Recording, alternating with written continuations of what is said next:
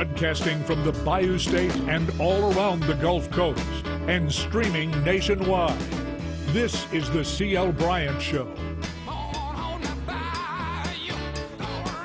Good evening, everybody, and welcome to the C.L. Bryant Show. I am C.L. Bryant, and I want to thank you for coming along with us here on the gateway to the weekend. In fact, it's a holiday coming up here, Memorial Day, where we honor our fallen soldiers. And right off the bat, I want to tell everybody, and I'll be announcing this throughout the show, that a ribbon-cutting and flag-raising military tribute a salute to our armed forces will take place Wednesday, May 31st.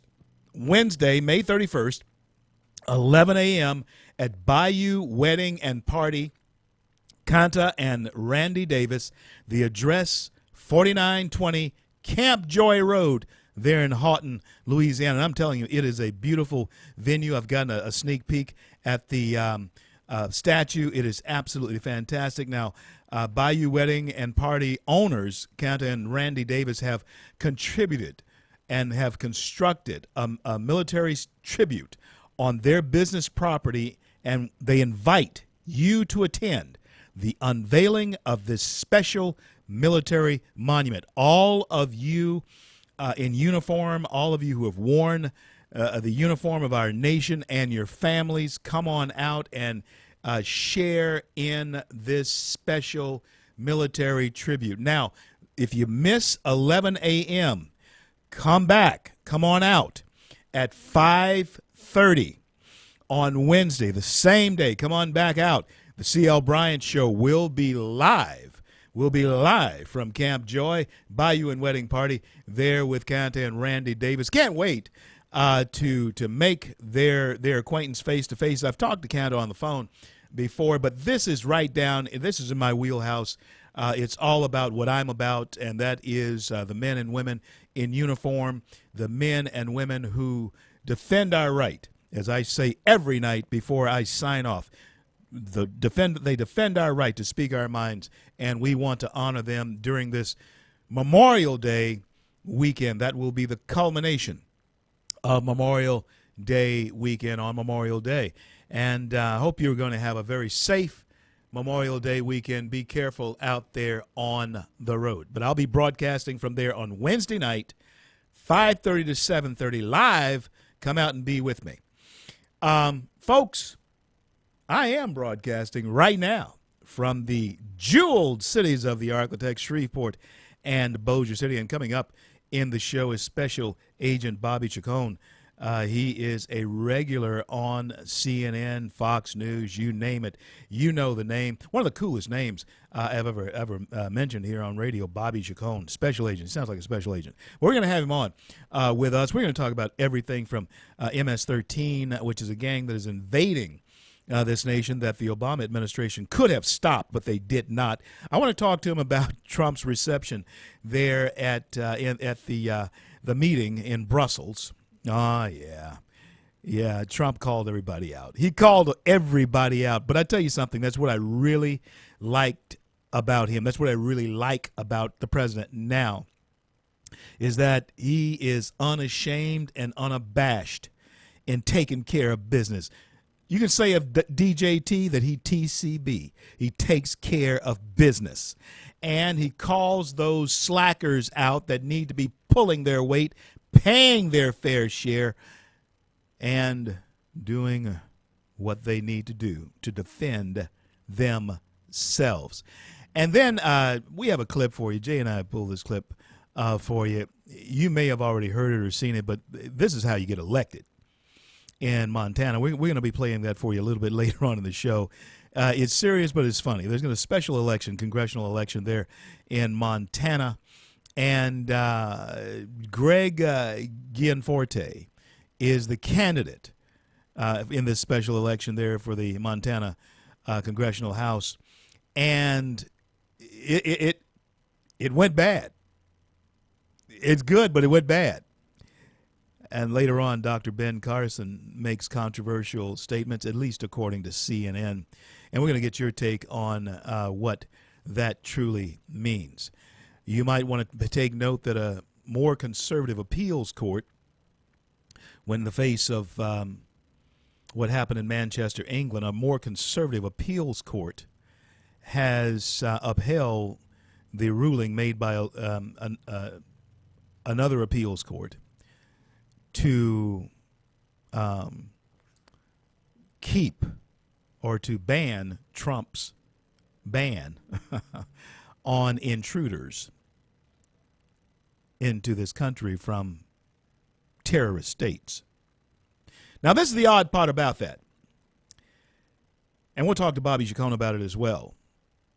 In 1950, Supreme Court ruled that the exclusion of aliens was a fundamental act of sovereignty that is inherent in the executive branch. In other words, the President of the United States has the fundamental right to ban and exclude aliens from this country if he sees fit to do that. And furthermore, in 1952, 2 years later, Congress codified that power into law, allowing the President of the United States to deny entry to any class of alien that would be detrimental to the interests of the United States.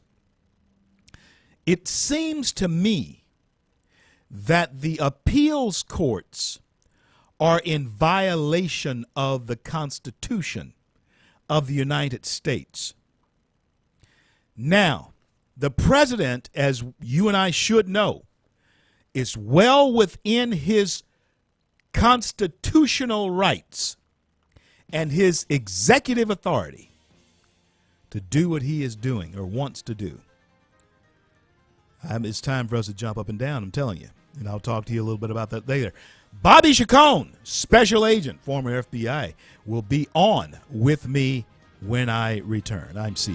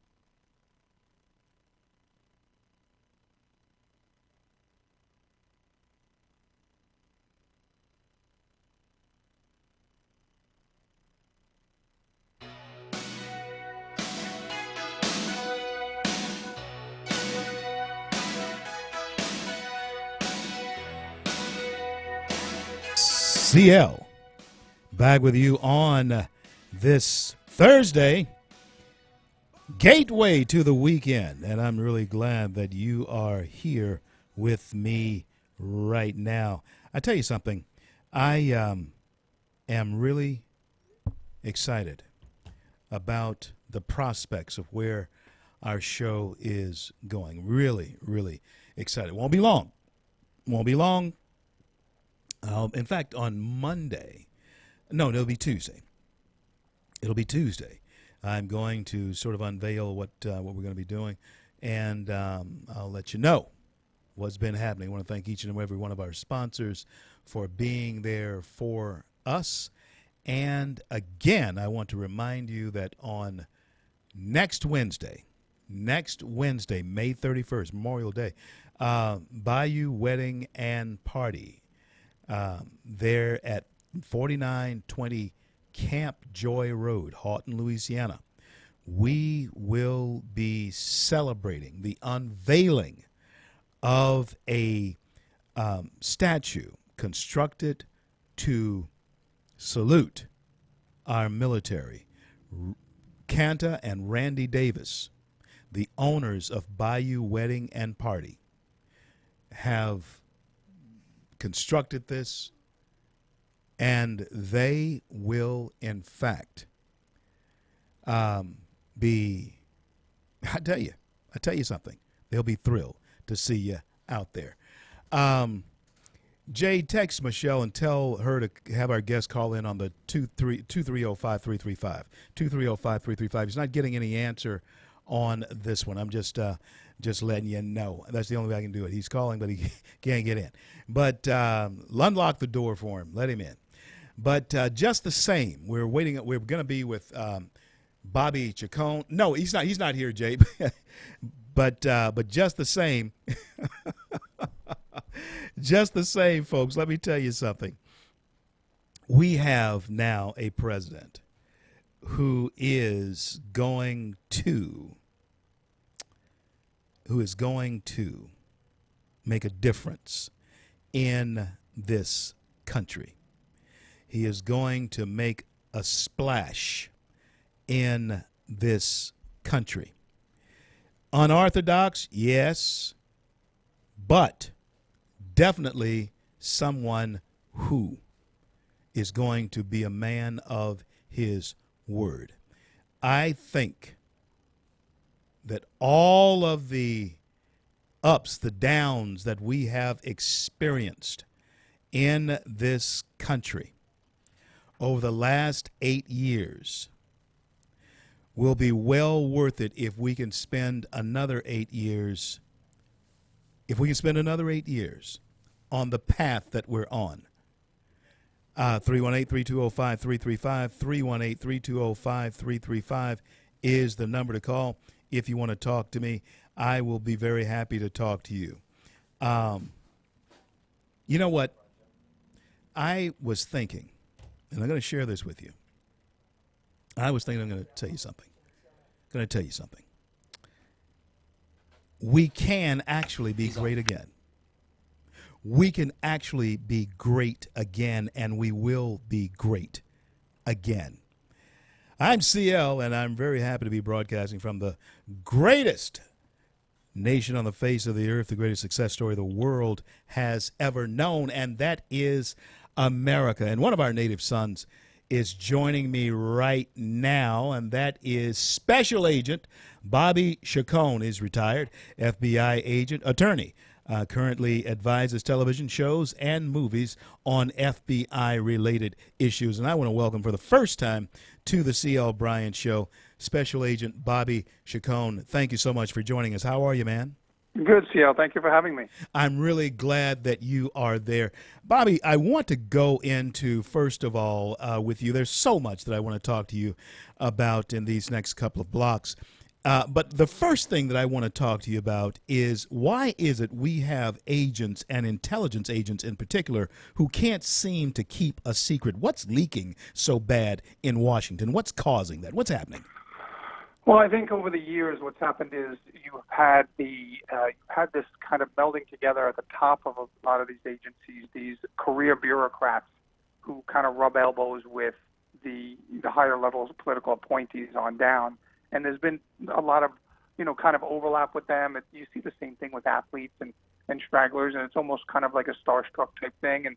And some of these bureaucrats see themselves as untouchable, and then they start developing a political agenda, and then they feel more under certain regimes or certain administrations, they feel more emboldened to go out and kind of strike out on their own, if you will, which is what we're kind of seeing now, and it's a real.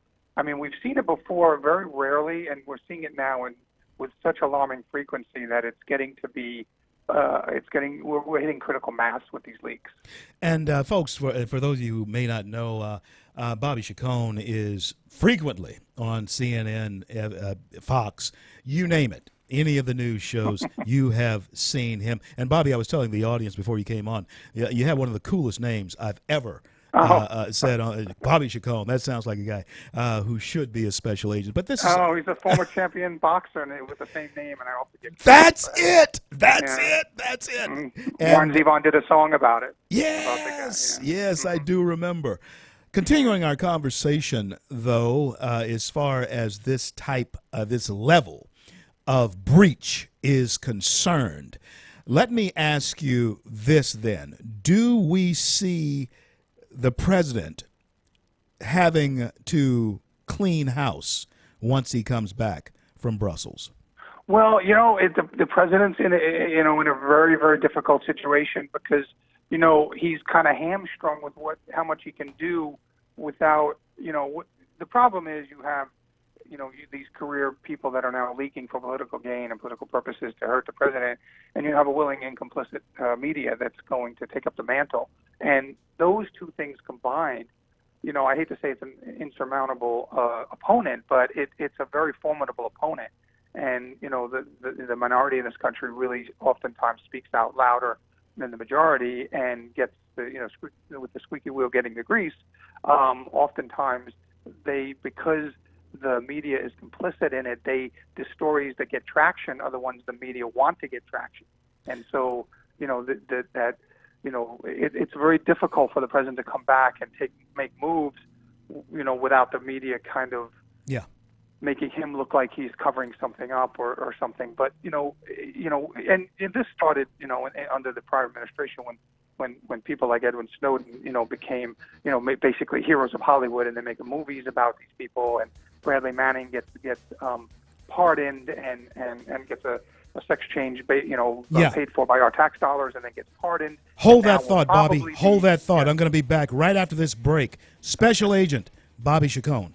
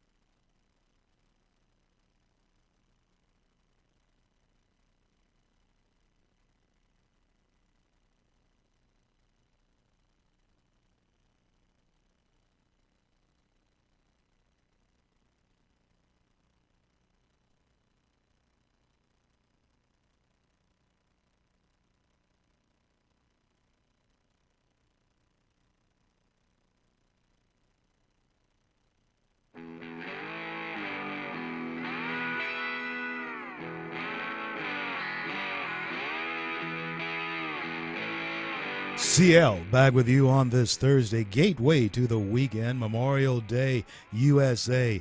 Be sure to have some fun and commemorate those who paid the price for us to speak our minds in this great nation. And one of those who has paid the price and is still fighting the fight is my guest today, Special Agent Bobby Chacon, a frequent guest throughout all the news tabloids and medias like CNN and Fox News. Bobby, we were talking about the press having a field day over pinning anything they can on the president. There is something I want to make sort of a shift here that I know that you're incredibly familiar with, and that is America being overrun by a group of thugs. Let's just call them what they are, MS-13. Where do they come from?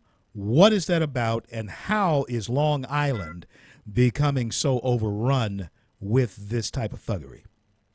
Well, MS-13 started basically and generally in the 1970s in El Salvador and during the El Salvador Civil War and uprising down there.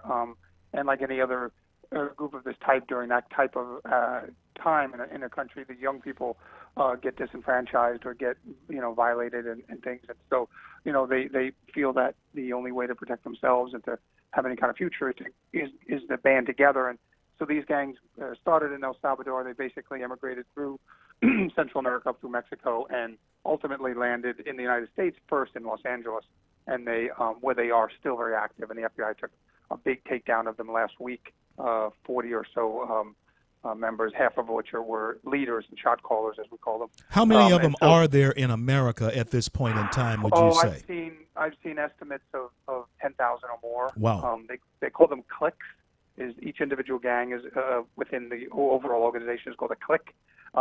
They're big. They're very closely associated with the Mexican Mafia in California, which is a big prison gang that protects, takes tribute to protect your gang members when they go to prison. And then, of course, they made their way across to the East Coast. Baltimore has been hit with them. And now, as you mentioned, Long Island, a place where I happen to grow up, is inundated with them. And, it's hard to say why a particular area gets inundated.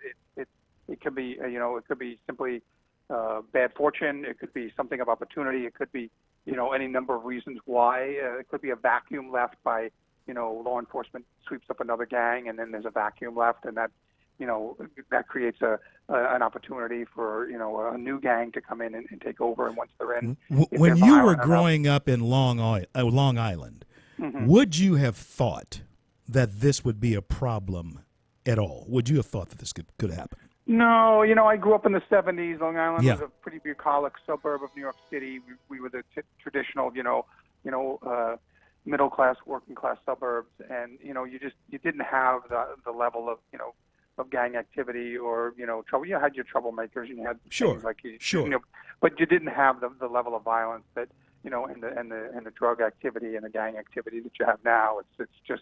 It's accelerated since I grew up in the late 70s there.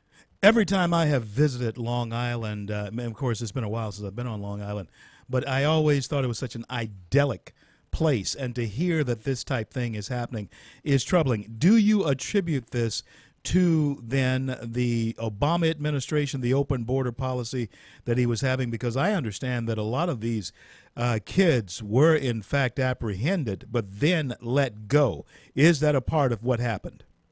Well, yeah, and I think that's something that I don't know if it's the you could call it the primary cause, but it's certainly a tool that they exploit. They exploit the weakness in our policies and the weakness in our ability to enforce our own laws, which is all it would take.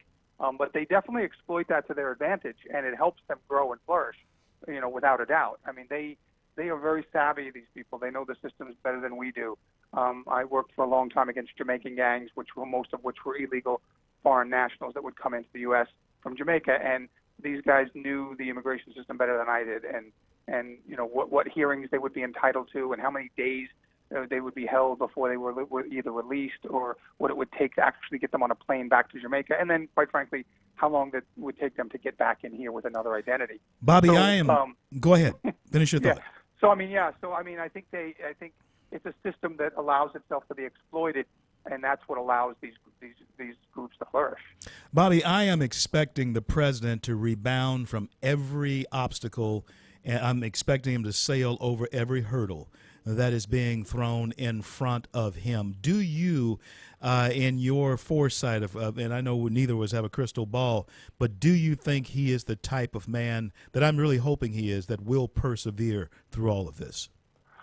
Well, obviously, I do hope that he is that type of man, and I do think he is that type of man. My cynicism, I think, comes more from not his abilities, but his opposition.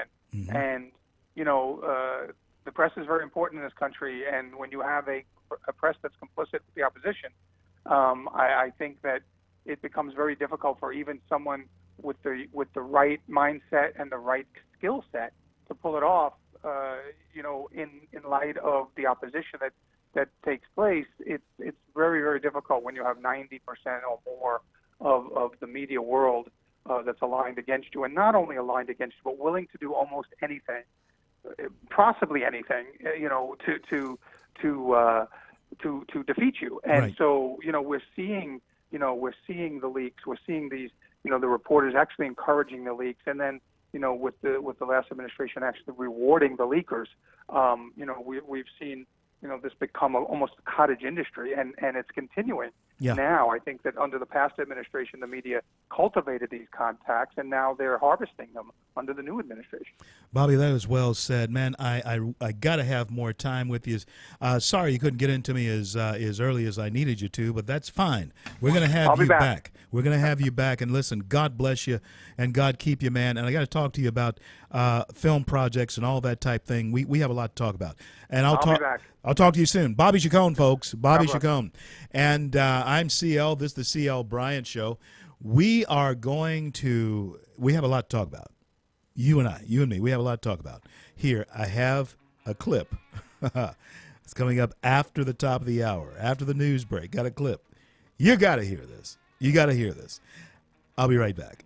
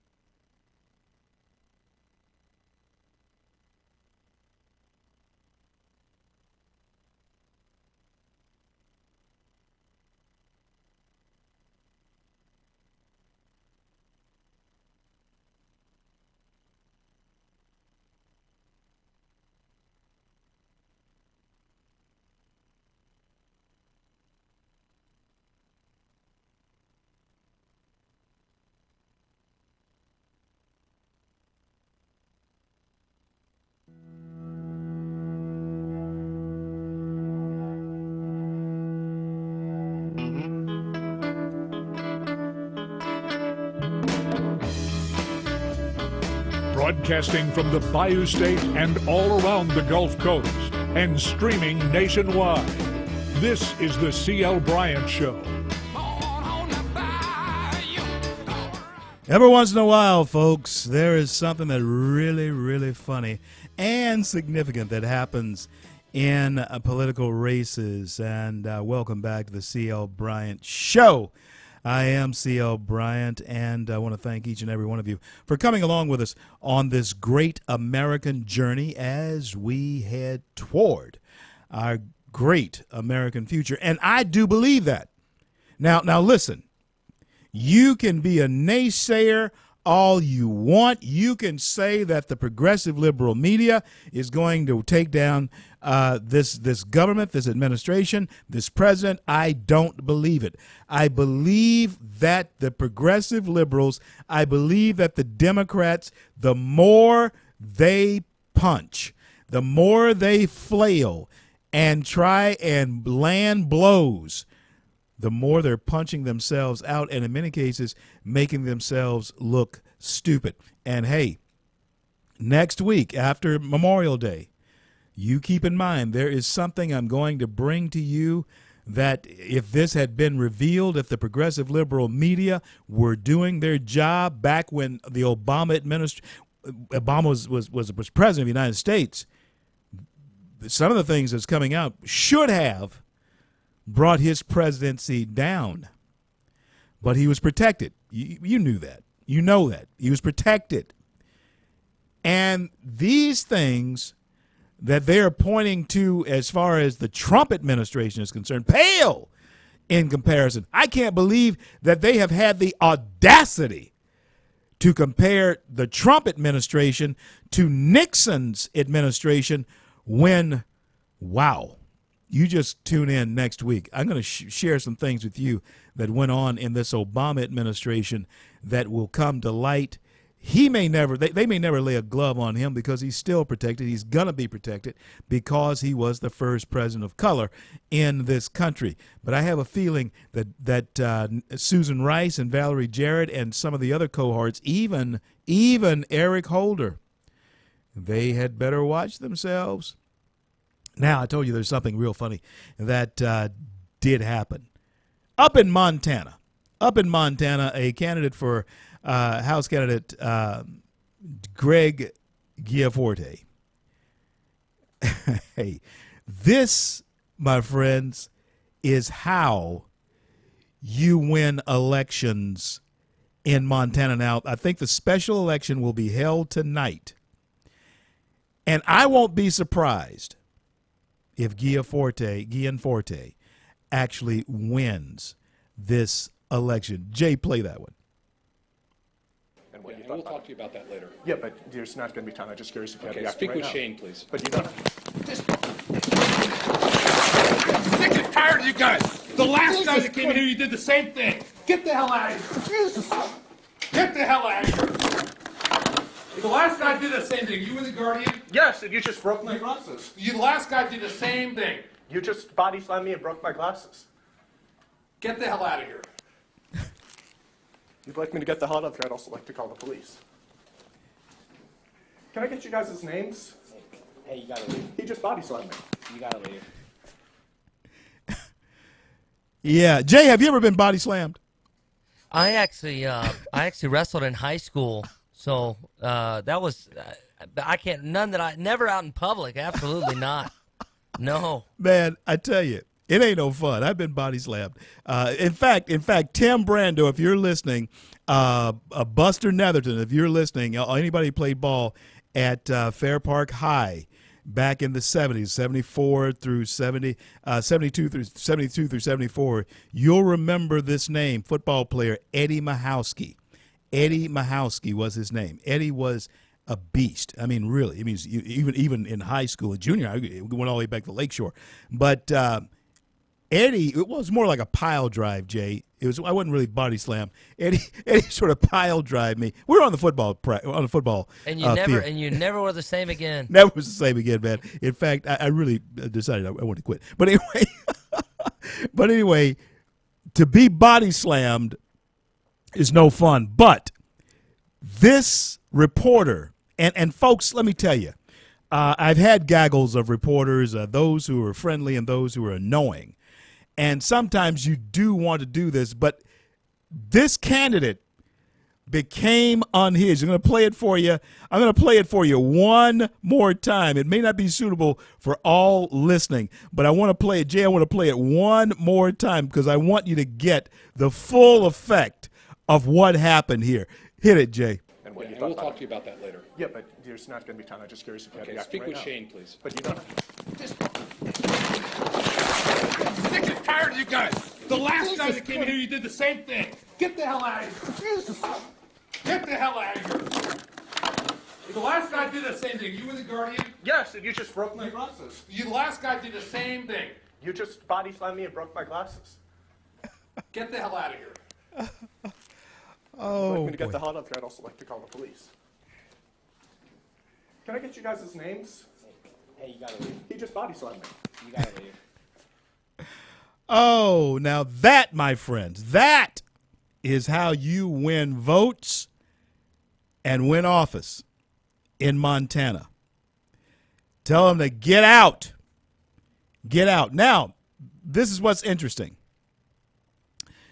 Social media, liberal social media, and liberal journalists, and of course CNN and CNBC, you know who they're blaming for that, right? Oh, yeah, they're blaming Trump. They're blaming Donald Trump for that type of activity. They're saying that he set the mood for this candidate to become unhinged. I mean, he flipped out. And they're saying that this is a part of the climate and the attitude that Trump has brought to the political arena. If you're going to do that, if you're going to blame Trump for that, okay, let's be fair and balanced then shouldn't you blame Obama for Bo Bergdahl? Because it was the same type of thing that I think the president led by example in being treasonous and bowing down and wanting to go and be with ISIS and all that, red line in the sand. That type of thing, it leads to Bo Bergdahl, I think. They didn't blame Bill Clinton because the culture of the Secret Service became very loose under his administration. And it actually held over into other administrations. The Secret Service were busted in all kinds of scandals. I never heard anybody blame Bill Clinton for that. So if you're going to blame Donald Trump for this guy's behavior, shouldn't you blame other presidents for the behavior of the people who were associated, actually in some cases directly to them? Just to give you an idea of the level of hypocrisy that will not let up. It was not going to let up until we overcome it. And we can. I'm going to get back to the executive powers that the president has here in just a moment as far as keeping aliens, people out of this country that don't deserve to be here because they mean us harm. We got to make some noise. I'm CL. We'll be right back.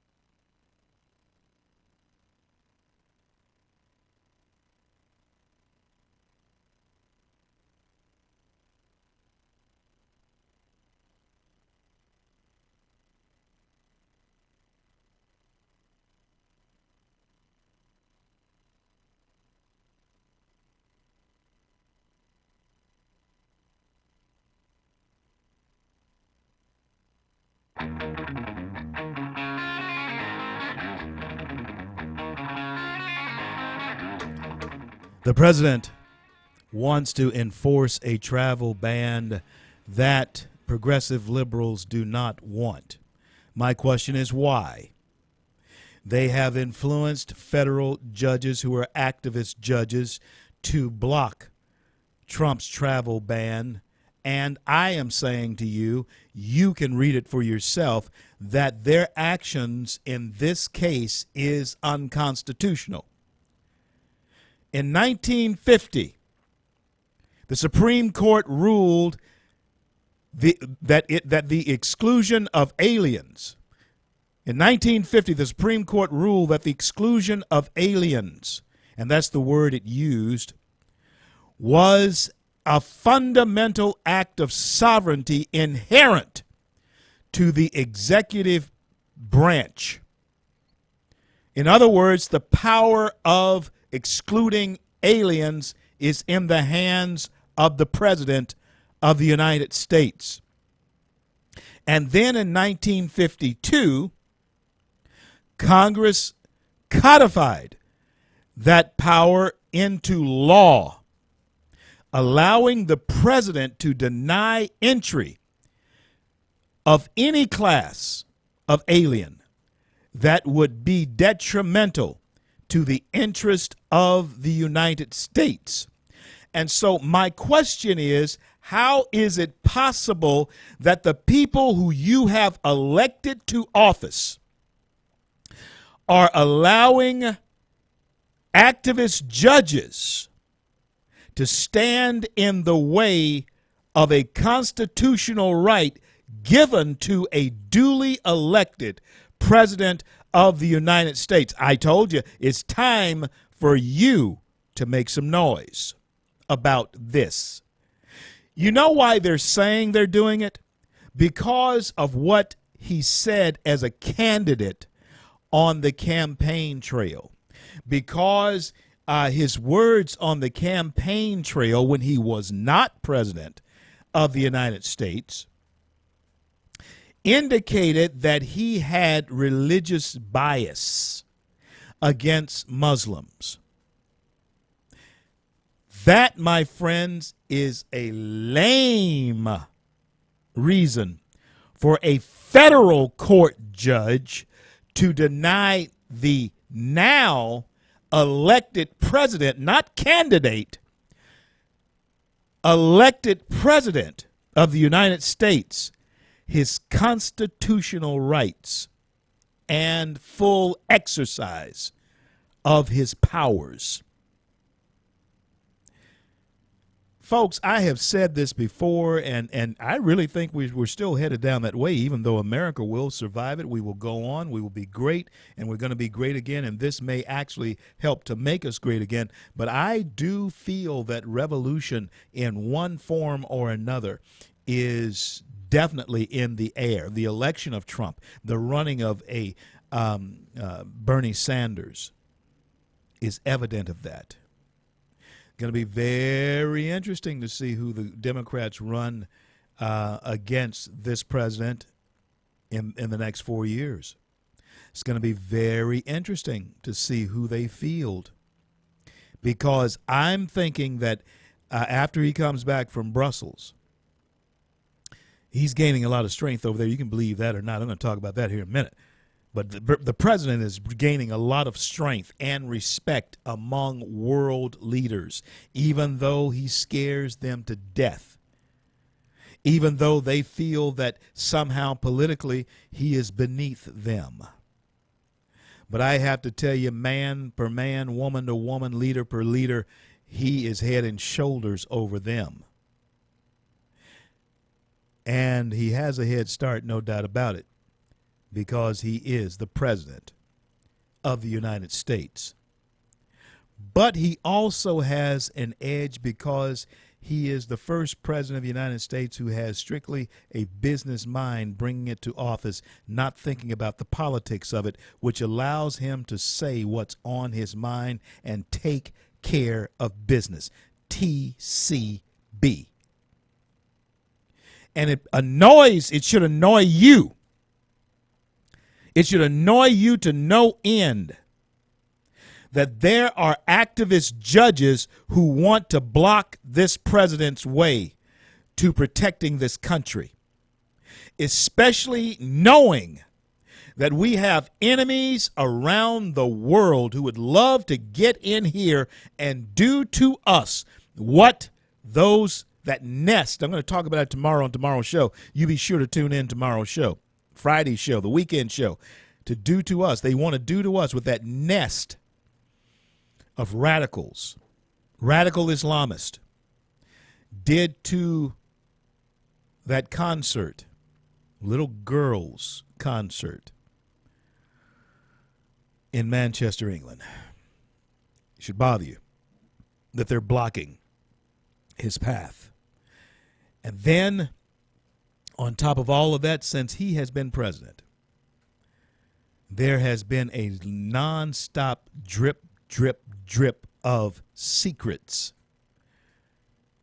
The most heinous, I think, is the one that was leaked out of a meeting from the Oval Office, which should be one of the most secure places, if not the most secure place, literally on earth, as far as what comes in and out of it is concerned. But there were leaks that came out of that office. Transcripts of conversations have been leaked between the president of the United States and foreign governments. Stories have been leaked to newspapers like the New York Times back in 2016 that during the summer campaign, our intelligence agents, this was leaked to the New York Times, that our intelligence agencies had intercepted conversations of Russians trying to find out how to get a hold of people in the Trump campaign to disrupt the elections. Now, hear me well. There has been no evidence that the Trump campaign ever talked to the Russians. Michael Flynn talked to them under the Obama administration. But there is no evidence whatsoever that any member of the Trump campaign ever reached out and touched the hand that was extended to them by the Russians. If there had been that type of evidence, you would have heard about it. 320-5335, 318-320-5335 will be the number to call after the 6:30 hour. 318-320-5335 will be the number to call. I'm simply saying this.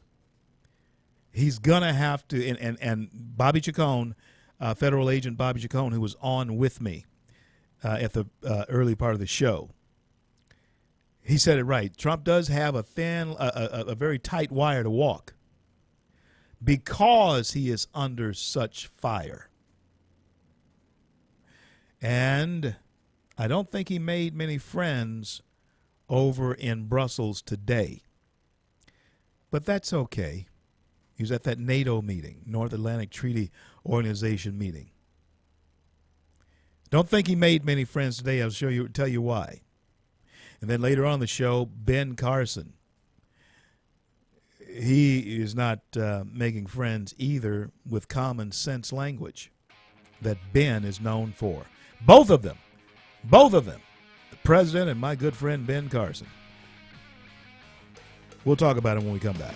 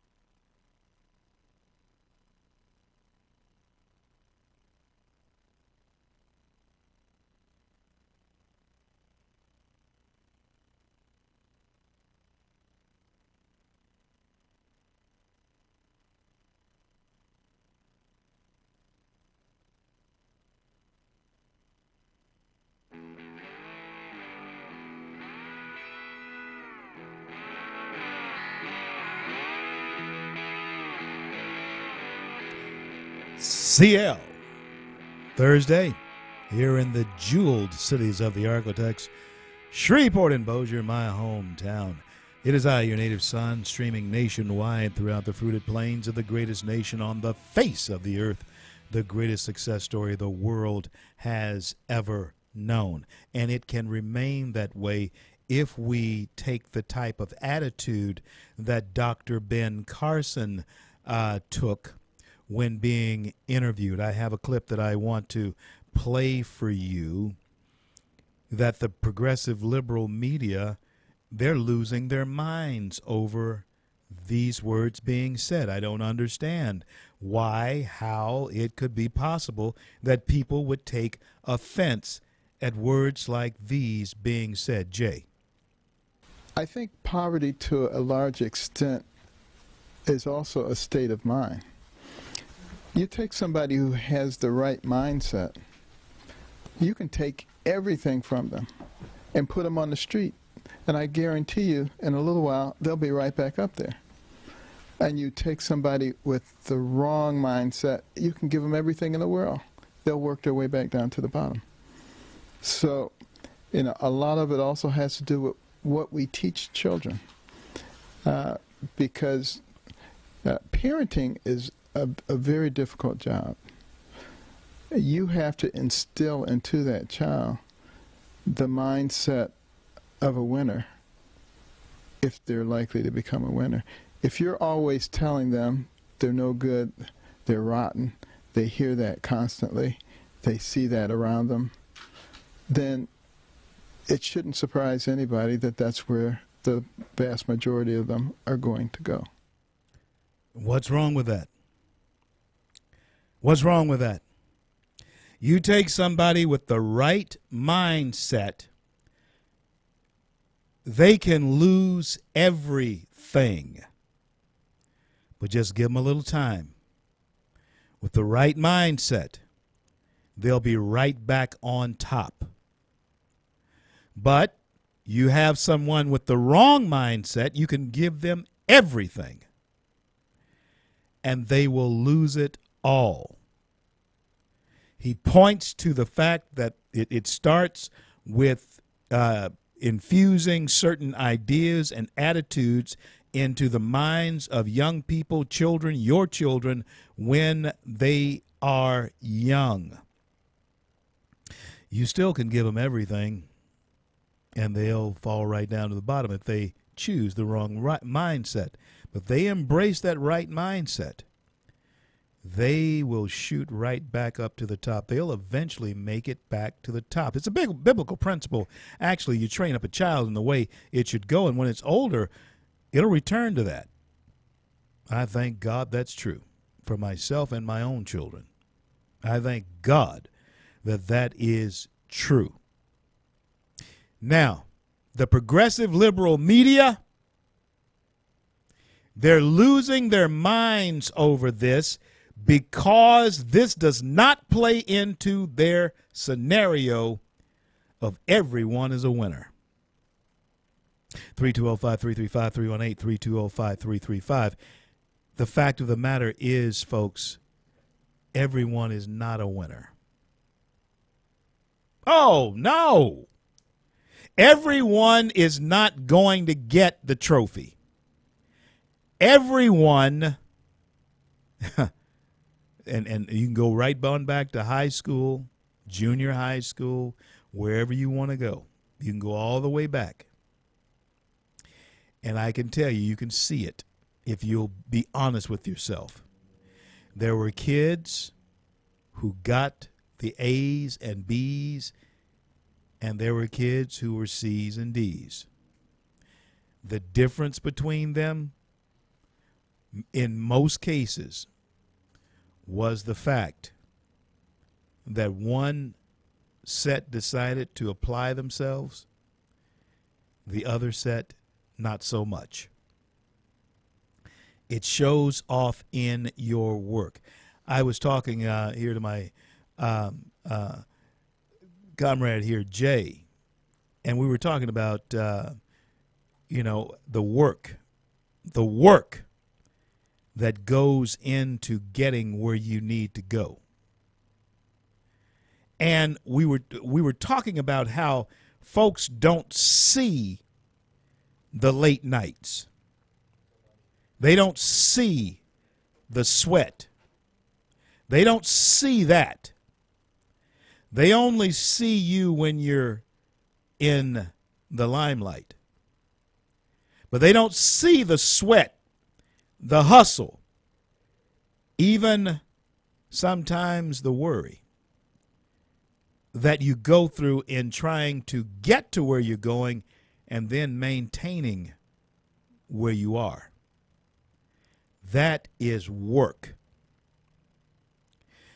And folks, for the progressive liberal mindset to try and feed to a generation of young folks that they deserve something that they have not worked for, to me is an abomination and a disservice to them. You have to work for it to keep it. I'm going to give you an example of something here that I usually don't give an example of. I'm an only child, okay? Yeah. And left a little bit of property, okay? Do you know to hang on to that property, to hang on to it, even though it was something that was handed down, you just can't let it lay there? Because it's a strange thing about weeds and trees and stuff like that. Mother Nature will overrun anything and claim it back. So you have to sweat and work hard to maintain even things that were handed to you.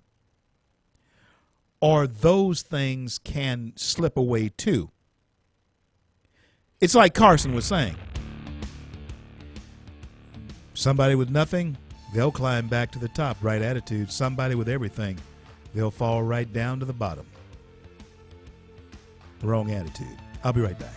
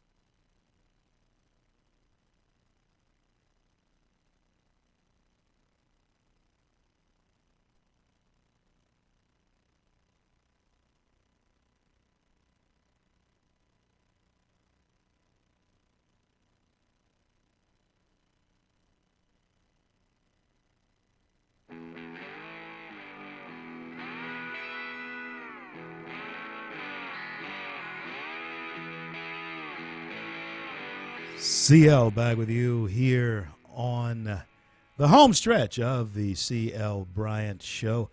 It always goes by so fast. There's so much to talk about. It has been news. I mean, I don't think there's a slow news day anymore in America. There's not a slow news day, not since Trump has been president. 318-320-5335, 318-320-5335 is the number to call. Jay, I think I'll take Patricia. Patricia, thank you for listening. Thank you for calling. What's on your mind, friend? ACL, I hope you're well and your family is as well. Well, thank you. Yeah, it's been a while. I haven't seen you since that get-together we had at the brewery before the election. Yeah. It was great. It was fantastic. Listen, I won't keep long. I just first of all, Carson, he preaches self-reliance, and nobody on the left is going to dig that. So that's right. We all know that trip, and you know where that comes from as well yourself. But real quick, why are we putting these travel ban restrictions through the court systems? Why, when the president, I believe it says in the Constitution, has the right to secure our borders any way he sees fit, if he thinks that we have national security risks? And after everything that's been going on recently, especially Manchester, God bless their souls. That's just awful. But why are we doing anything with the court system? Why doesn't he just write? I don't know what he has to do. Sign an executive order. Yeah. Yeah. Thank you. Yeah. Thank you. Please, I'm gonna let you go, and I'm gonna talk to you again. But can you talk on that, because I certainly will. I'm so frustrated with that whole situation. I don't understand why we're even having the discussion with these left, been put in there by liberal judges who are never, ever, ever going to let this go through. So can you talk on that for a minute? I certainly will. I'm glad that you tuned in. Pat, I had mentioned it earlier, but I'm going to mention it again because you need to know exactly what's going on. This is what the statute said. This is what Patricia was referring to. In 1950, 1950, folks, 64 years ago, in 1950,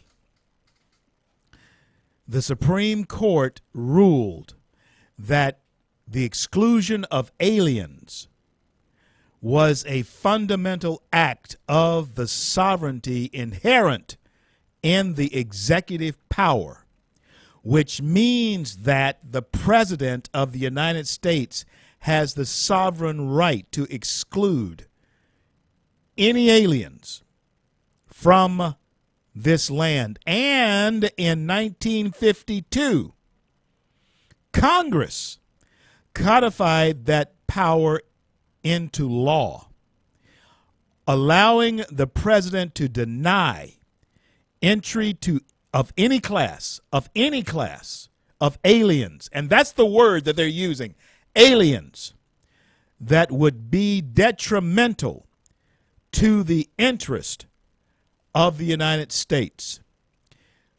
As I mentioned earlier, the President of the United States has the absolute right to protect the nation from foreign invasion by aliens. And I know that that is a word that just absolutely ticks people off these days. I don't know why, but if you're not a citizen of this country, then you're alien to this country. It makes you an alien. Now, Pat's question was this. Patricia's question was this.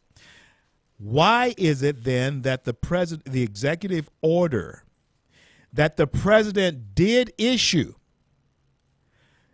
to ban the Muslim, those terrorist countries, I think it was 5 of them, from coming into this country? How is it possible?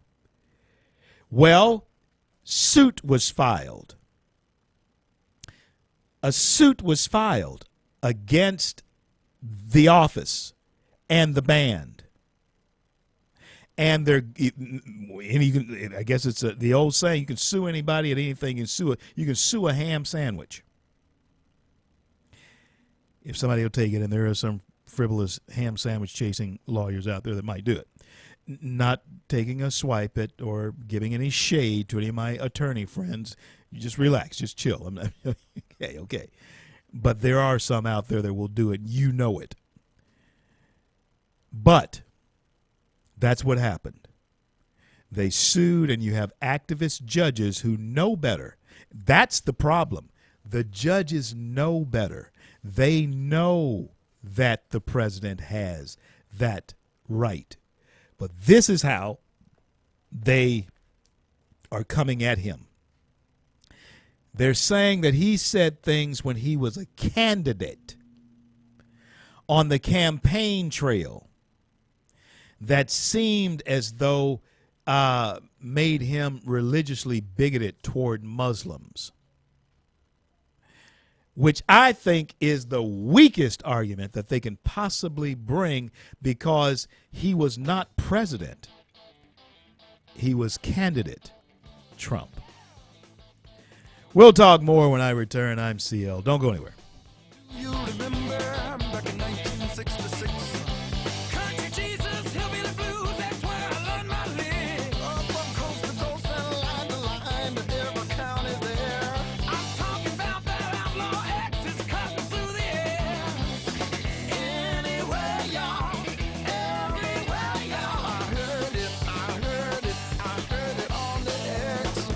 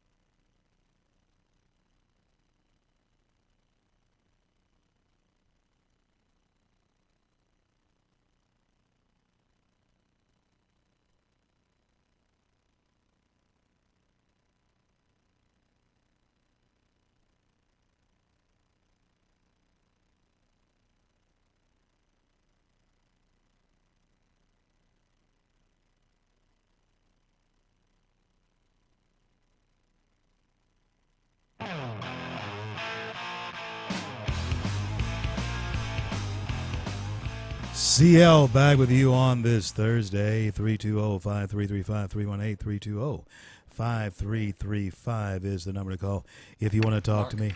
I'll be very happy to talk to you. Folks, we have to be vigilant. There's no question about it.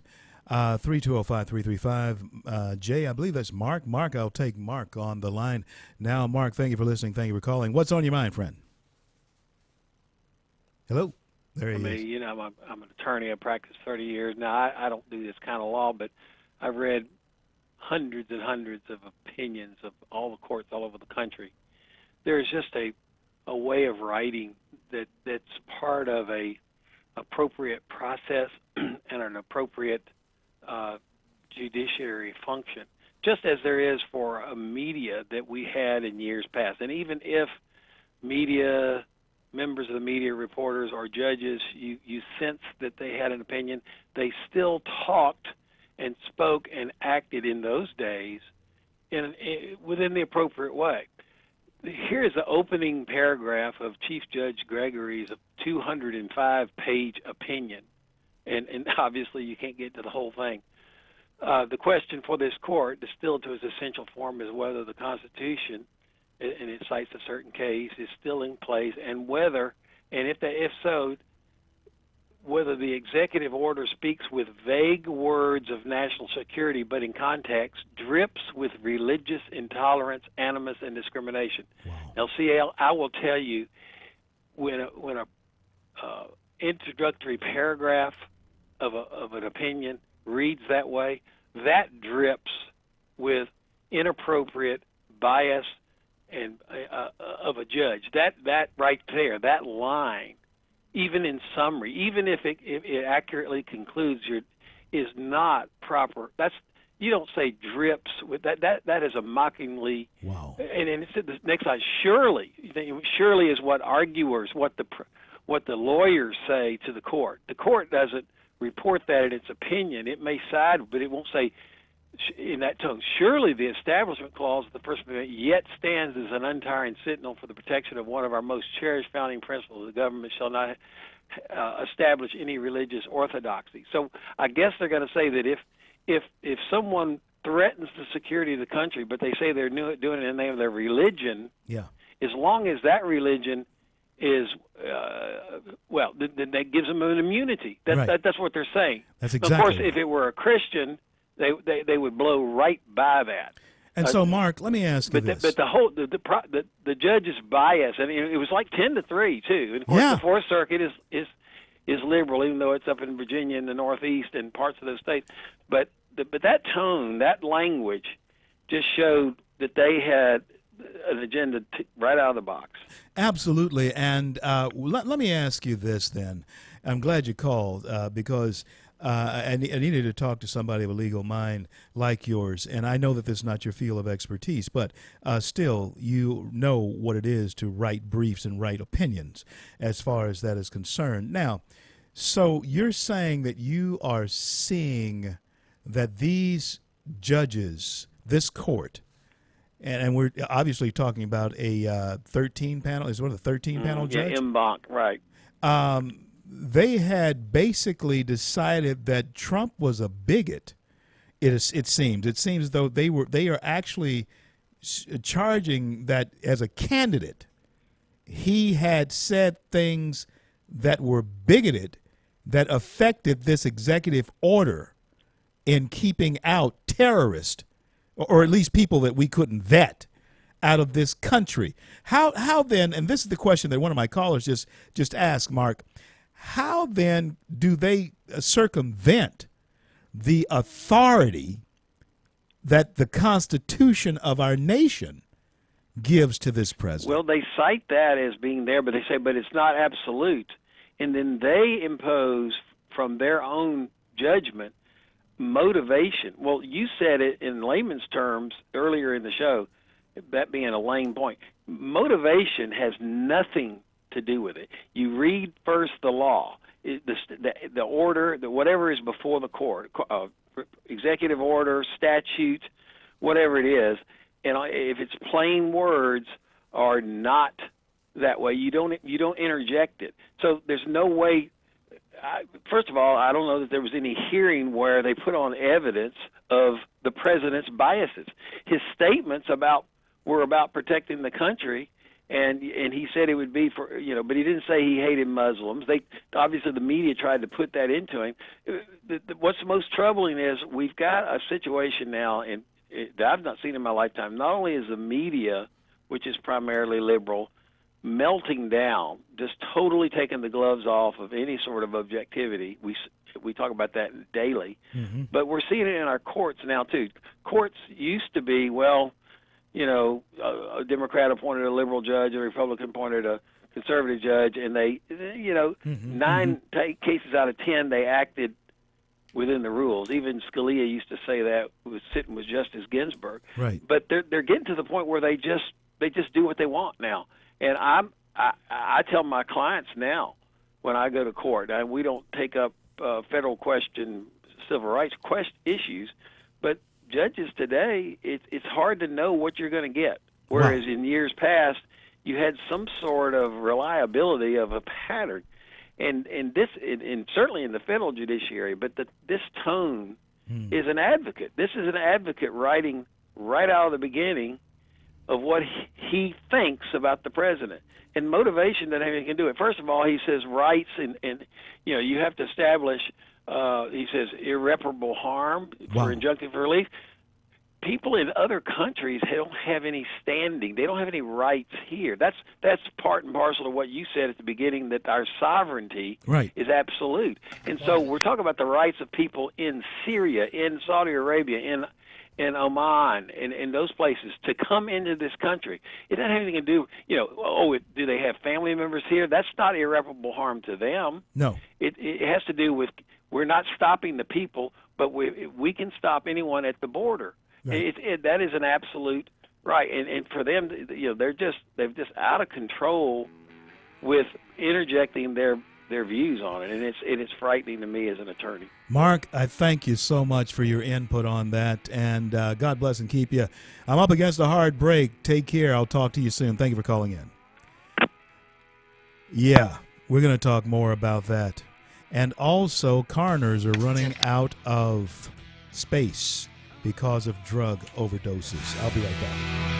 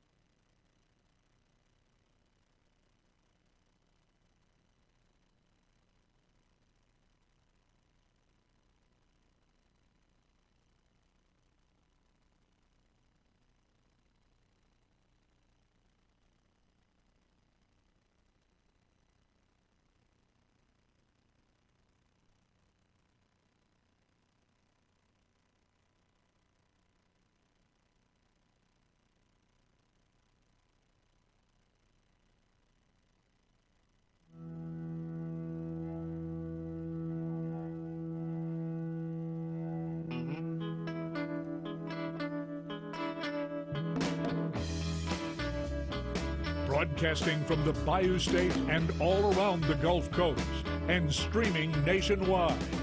This is the C.L. Bryant Show. America is self-medicating, especially in the judiciary as well as with opiates. The judiciary is trying to numb the pain still of the sting of defeat that was handed to the progressive liberals and the activist judges in the past presidential election. They are self-medicating with arrogance from the appellate court level. It's arrogance.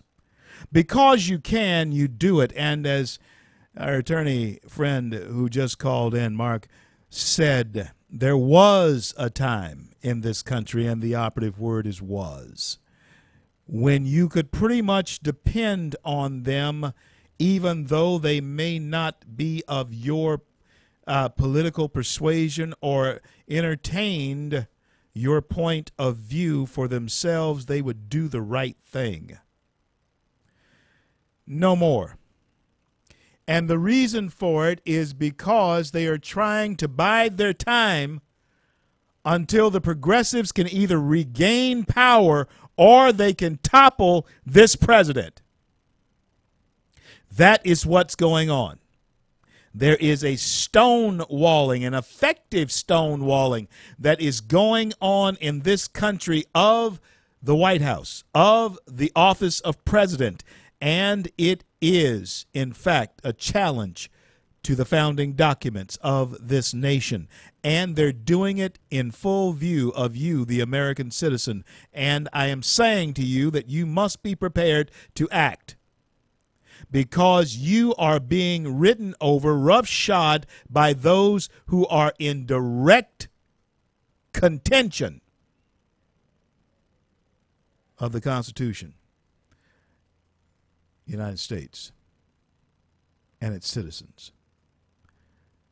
And they are doing it trying to bide their time, trying to buy time until progressive liberals can either regain power or they can topple this president. In the meantime, Montgomery County, Ohio,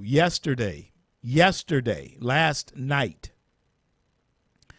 the coroner's office in Montgomery County, Ohio, the coroner's office received 13 bodies yesterday. 12 of them were drug overdoses. They had expanded the cooler space last year that held 36 bodies, and now they have expanded it so that it holds 42. And that is not enough. They are now inquiring as to whether they can rent funeral home space for the overflow, because the coroner's office is full every night, mostly of people who are self-medicating and then overdosing, obviously, on cheap drugs, opiates, pain killers are killing Americans. And while we sleep, we are still being fed a steady diet that somehow we are victims, and that victimization is causing a psychological pain. And we are seeing a direct correlation between the sickness in the American political psyche and the crying out of those who are addicted to painkillers. a direct correlation.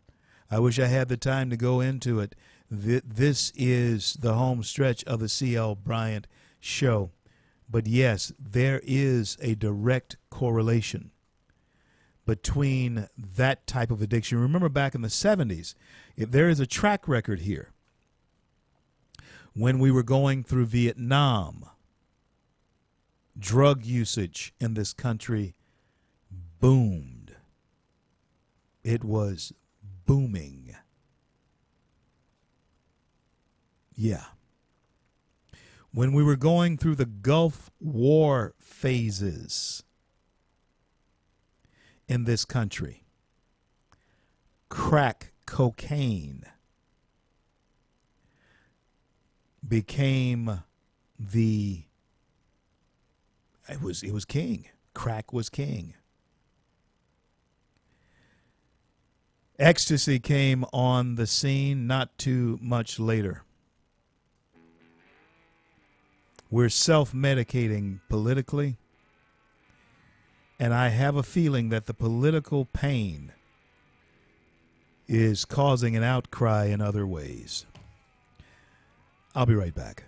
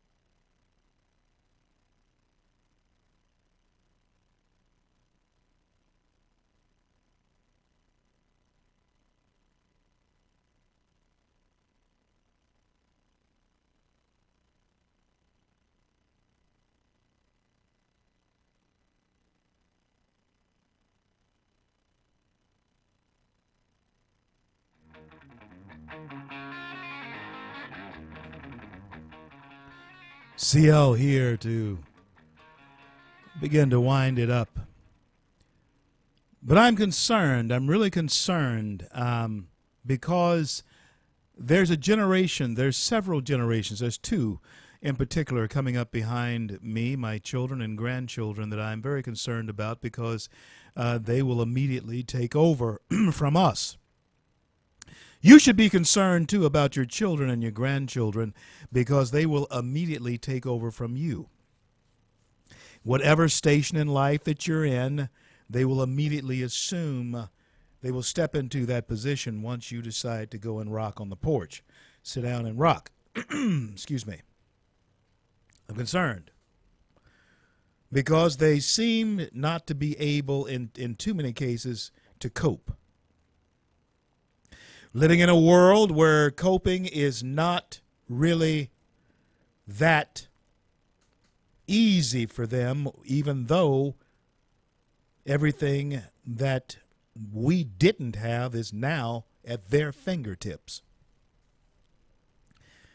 That's so odd to me, that we're in a society where we are self-medicating all over the place, even though we didn't have all this back in the 70s, but there was an evolution going on. And the drug epidemic, the war on drugs, began back then. President Nixon and Elvis began the war on drugs. Oh, yeah, Elvis was he came in only to be found dead of a drug overdose himself, the king. Wow. Yeah, there was a war on drugs right there at the end of the closing days, the closing months, years of the Vietnam War,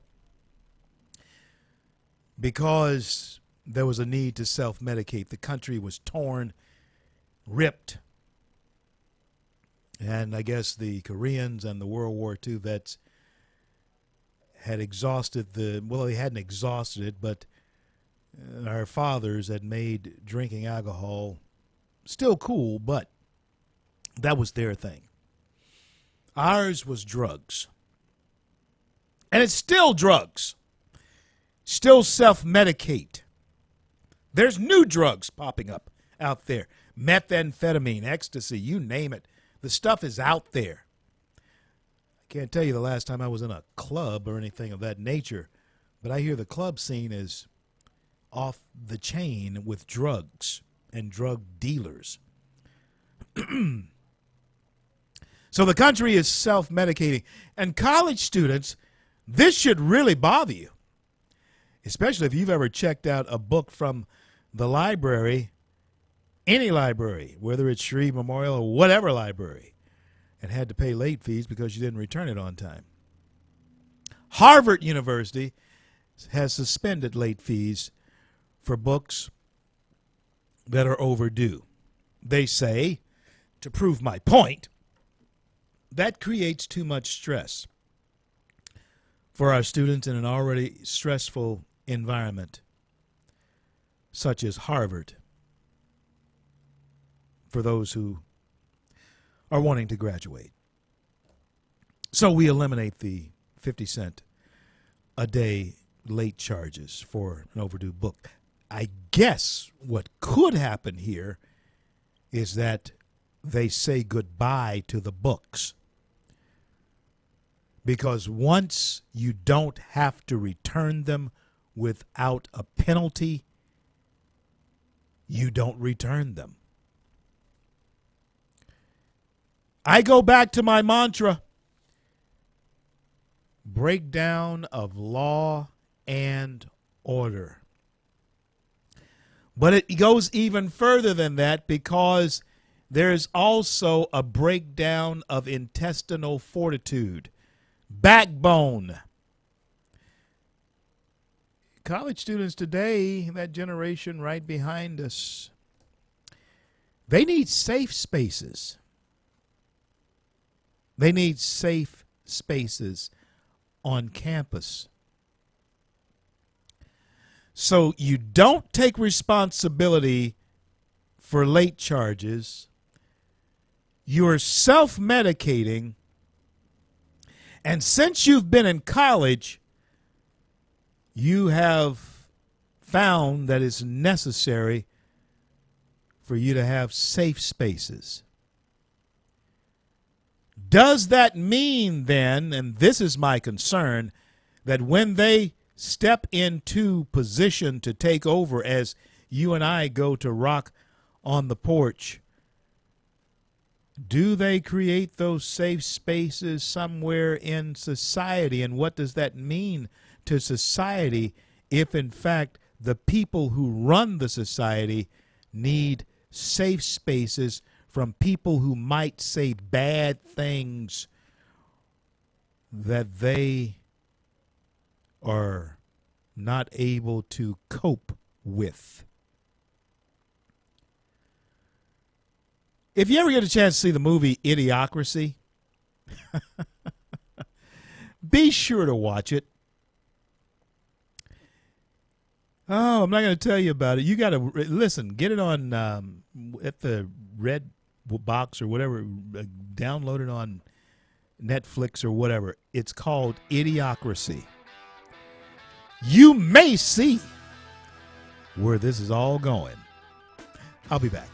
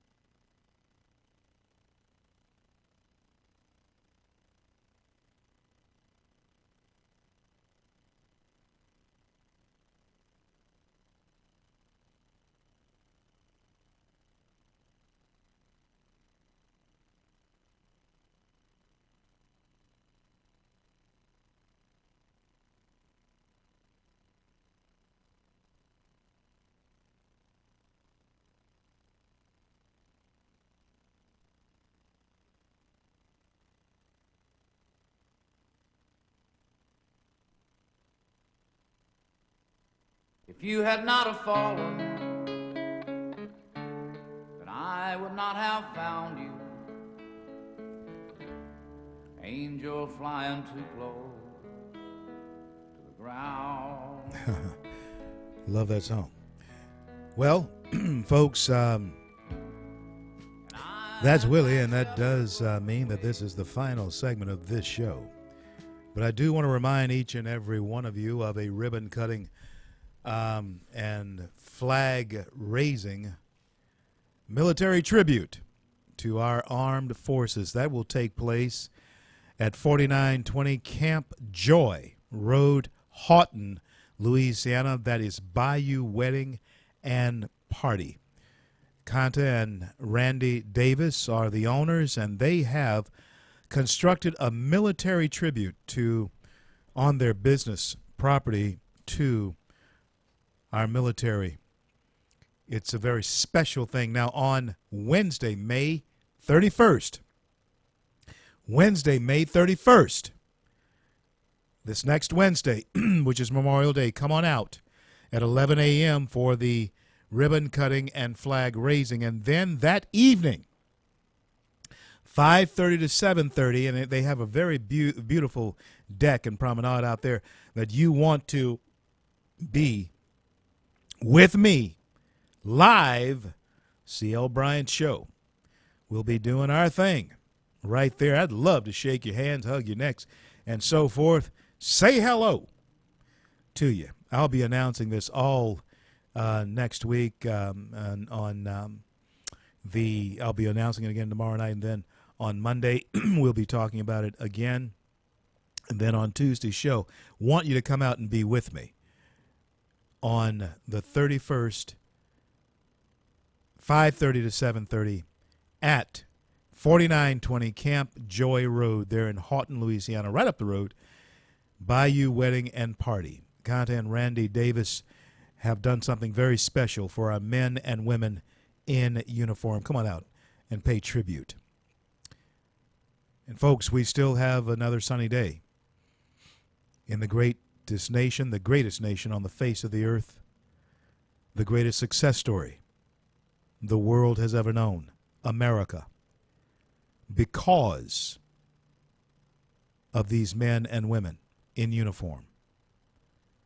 All gave some